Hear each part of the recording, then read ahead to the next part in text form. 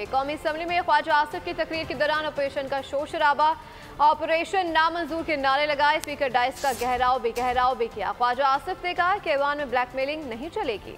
पाकिस्तान में अक़लियतों के खिलाफ बढ़ते हमले बाइस शर्मिंदगी है। कहा गया कि अपोजिशन इस मौजू का गला घोट रही है। ये अपने ज़ाती मफादात के तहफ़्फ़ुज़ कर रहे हैं। ये 9 मई वाले हैं, 9 मई वाले ही रहेंगे। कल की मीटिंग में इनके वज़ीर आला के सामने सब बात हुई। आज ये दहशत गर्दों के साथ खड़े हैं। अक़लियतों को रोज़ाना कत्ल किया जा रहा है।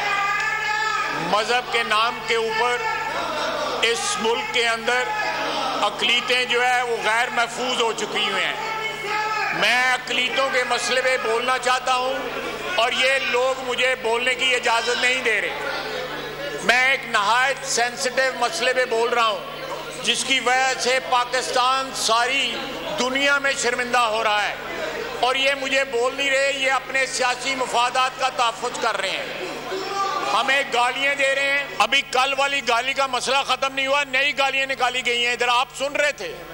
ये कौम के लिए लम्हा फिक्रिया है, शर्म का बायस है।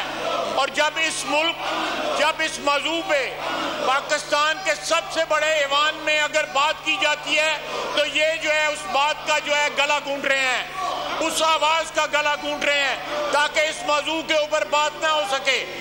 ये अपने जाती मफादात का तहफ़्फ़ुज़ कर रहे हैं। सब्सक्राइब करें और बेल दबाएं ताकि कोई खबर रह न जाए।